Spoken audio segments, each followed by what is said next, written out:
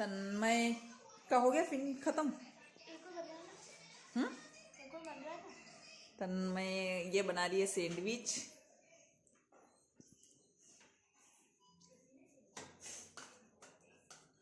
मोटी लग रही। मोटी हूँ तो लगूंगी है, मोटी हूँ तो लगूंगी। ये मेरी प्लेट।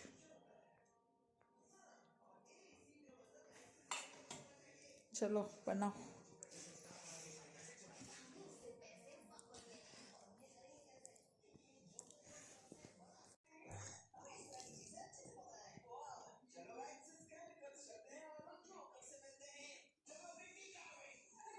सैंडविच मस्त बनाती है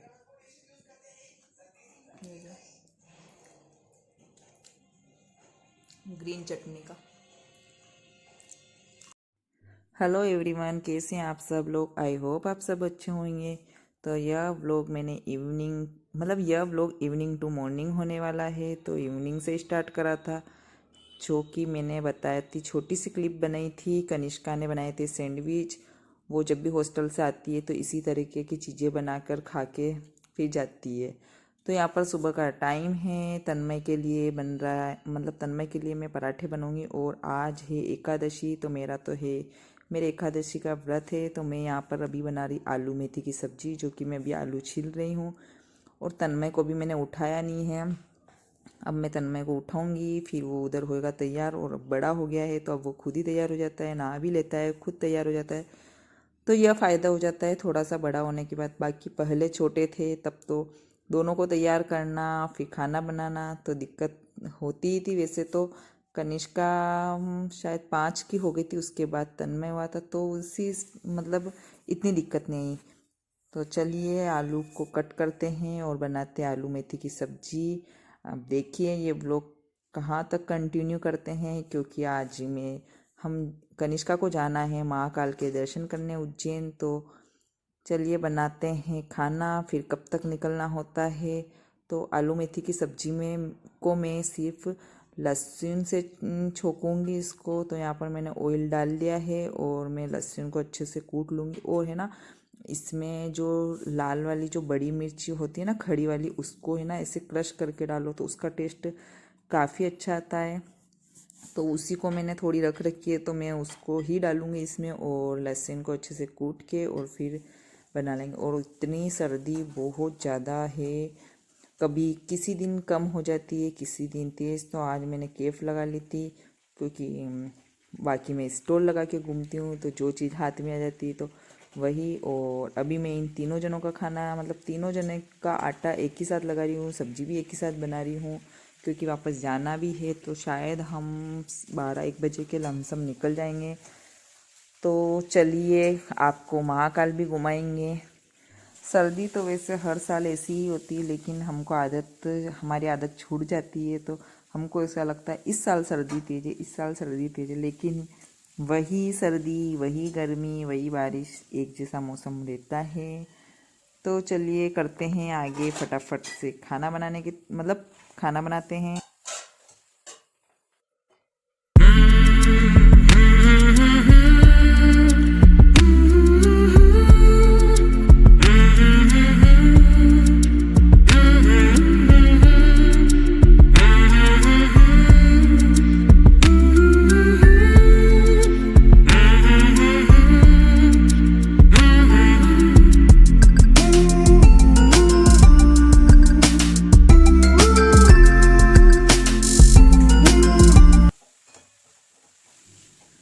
तो आटा भी गूंथ चुका है। आटा को मैं रेस्ट करने के लिए छोड़ूंगी। और तन्मय को इधर मैं बीच में जाके आवाज़ भी लगाऊंगी, तन्मय उठ जा। वैसे एक आवाज़ में उठ जाता है और वो तैयार भी हो जाता है, क्योंकि इसकी आजकल शायद इसके डांस वांस की तैयारी हो रही है, डांस वांस चल रहे हैं। तो आजकल एक्टिविटीज़ ज़्यादा हो रही है, तो इसको स्कूल जाने में बिल्कुल भी जोर नहीं आता है, क्योंकि मज़े हो रहे हैं, पढ़ाई वगैरह चल नहीं रही है। तो फटाफट से आवाज़ लगाई और उठ गया और तैयार होने चला गया। तो बस अब यहाँ पर मैं यहाँ पर मैंने लाल मिर्ची खड़ी डाली थी, तो मैं कलर वाली 2 चम्मच छोटे वाले लाल मिर्च के डालूंगी। हल्दी पाउडर मैंने डाल दिया है, और इसी में मैं टमाटर को कट कर लूँगी और नमक। और बस इसी तरह से हो गई आलू मेथी की सब्ज़ी तैयार। और अच्छी लगती है आलू मेथी की सब्जी सूखी वाली। सर्दी का मौसम है तो वैसे सर्दी के मौसम में सब्जियों की कोई कमी नहीं होती है। और इस साल मैंने हाँ बथुआ की सब्जी मैंने बिल्कुल भी नहीं बनाई और ना ही साग बनाया सरसों का।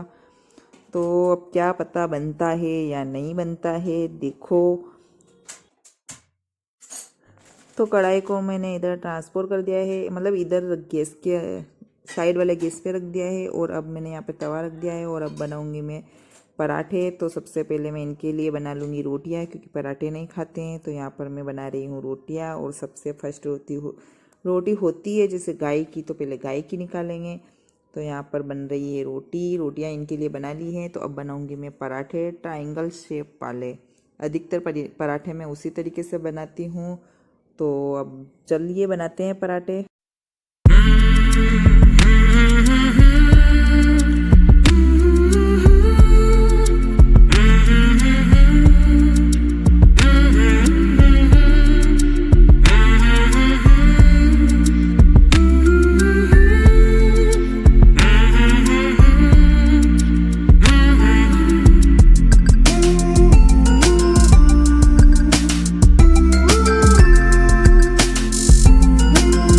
सर्दियों में तो सेम, लेकिन ऐसा लगता है कि बस है ना अपन गैस के पास खड़े रहें, किचन का कोई भी काम होता है तो करना मतलब करते रहें, खाना बनाते रहें। लेकिन जैसे ही पानी की बारी आती है तो पानी का काम करने की बिल्कुल इच्छा नहीं होती है, लेकिन करना पड़ता है। तो वही मैं बात कर रही थी कि यार क्या है ये लाइफ, कि बस उठो खाना बनाओ ये। लेकिन सर्दी में बस घूमने की ज़रूर इच्छा होती है कि चलो घूमने निकलो, क्योंकि वहाँ खाना बनाना नहीं होता है। उठो, तैयार हो, निकल जाओ घूमने के लिए। और गर्मी में घर से बाहर निकलने की इच्छा नहीं होती कि बस पानी में बैठे रहो, नहाते रहो, है ना, ऐसा होता है। और कूलर चलाओ और सो जाओ। तो गर्मी में भी नींद काफ़ी आती है, लेकिन हाँ सर्दी में भी कंबल को ओढ़ के और सो जाओ तो अच्छे से नींद आ जाती है। या फिर धूप में भी अपन अगर बैठते हैं तो धूप में बैठे बैठे नींद आने लगती है।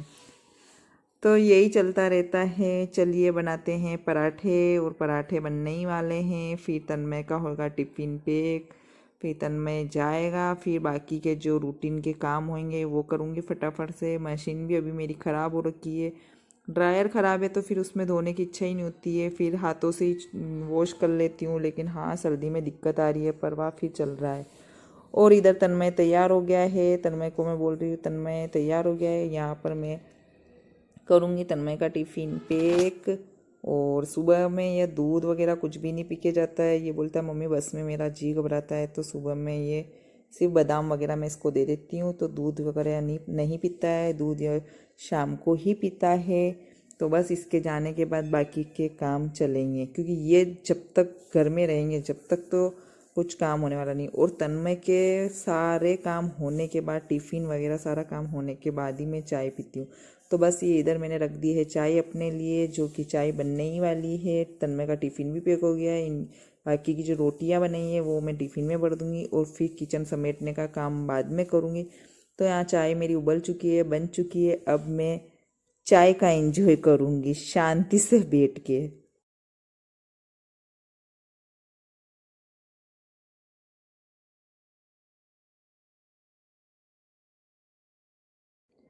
तो इधर इनका नाश्ता हो चुका है और अब चाय पीने की बारी आती है। तो यहाँ पर चाय मैंने गर्म कर दी है और चाय दे दी है, और अब ये जाएंगे, इसके बाद ही मेरे काम शुरू हो जाएंगे। और कनिष्का तो उठेगी लेट, क्योंकि उसको हॉस्टल में 4 या 5 बजे उठना पड़ता है। इसीलिए फिर उसको मैं यहाँ मतलब जल्दी नहीं उठाती हूँ, कि जब उसकी मर्ज़ी होगी तब वो उठ जाएगी। क्योंकि हाँ वो मतलब वहाँ पर इसकी पढ़ाई बहुत ज़्यादा होती है, तो वो कहती मम्मी मैं यहाँ पर मुझे शांति से सोने दो। तो फिर मैंने सोचा वाह चलो इसको नहीं उठाते हैं, वापस छोरी चली जाएगी मेरी। तो इसी तरीके से चलो चलता रहता है यही। और खैर उसके मतलब वो पढ़ाई करेगी तो आगे उसी के काम आएगी। हाँ लेकिन तन्मय को पढ़ाई करने में बहुत आलस आता है, वो मेरा पता नहीं क्या करेगा। उसको पढ़ना लिखना बिल्कुल पसंद नहीं है तन्मय को। वैसे लड़के ऐसे ही होते हैं, लड़कों को पढ़ाई करना थोड़ा कम ही होता है। हाँ लड़कियों का रहता है, उसको तो है ही। लेकिन यहाँ मतलब हॉस्टल में डालने का कारण ही यही है कि वो यहाँ मतलब मोबाइल में रह जाती है, तो पढ़ाई नहीं हो पाती। लेकिन हॉस्टल में तो पढ़ाई हो ही जाती है, क्योंकि वहाँ मोबाइल नहीं होता है। तो इसी वजह से हमने सोचा कि नहीं, इसको हॉस्टल में डाल दे, और फिर तन्मय को भी हम डालेंगे अगले साल तक। फिर तो अकेले हो जाएंगे। और यहाँ पर देखिए झाड़ू निकालने की बारी आती है, और झाड़ू निकालूंगी। झाड़ू निकालने से घर इतना साफ़ सुथरा होता है। और अब थोड़ा सा घर थोड़ी वगैरह घर में धूल वगैरह आने लगी, तो अब सफाई भी करनी पड़ेगी। लेकिन इधर घूमना उधर घूमना, भागा दौड़ में काम ही मतलब कुछ हो ही नहीं पा रहा है। तो बस अब जैसे ही घर पे स्टॉप होंगे और करेंगे घर की छोटी मोटी सफाई। छोटी मोटी सफाई तो वैसे करते रहते हैं, लेकिन सर्दी में तो टाइम कहाँ निकलता है पता ही नहीं चलता है। मतलब छोटा मतलब ये नॉर्मल जो रूटीन का काम है वो करते हैं, उसी में 12 बज जाती है। खाना खाते खाते मैं खाना मतलब देख लिए कि 12 बज ही जाती है खाना खाते खाते। तो बस अब बारी आती है सोफ़े को झिटकने की।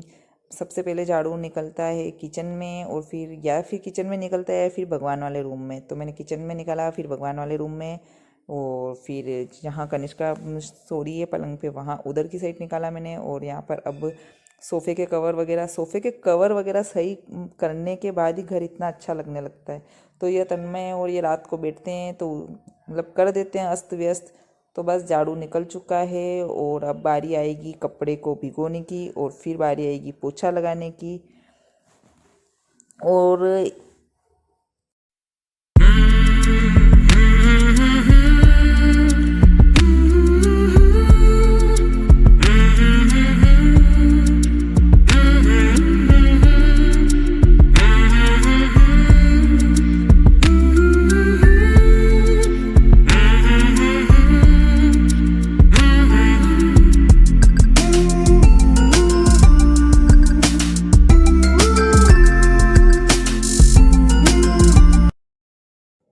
और ये बाथरूम क्या थोड़ा छोटा है तो दिक्कत होती है, लेकिन क्या करें, रेंट के घर है, जैसे हैं वैसे ही।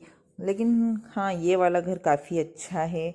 और यहाँ पर अब मैंने कपड़ों को साइड कर लिया है। अब कपड़ों को मैंने वाइट वाइट कपड़ों को पे अब मैं भिगो दूँगी, और फिर बाकी के कपड़ों को भिगोऊँगी लास्ट में। तो भिगोने से क्या है, मेल अच्छा निकल जाता है। और यहाँ पर कपड़े भीगेंगे जब तक मैं यहाँ पर लगा लूँगी पोछे। तो बस इस ब्लॉग का एंड में यही करूँगी। मिलते हैं एक नए वीडियो के साथ। अगर आपको वीडियो पसंद आता है तो प्लीज़ वीडियो को लाइक और चैनल को सब्सक्राइब कर देना।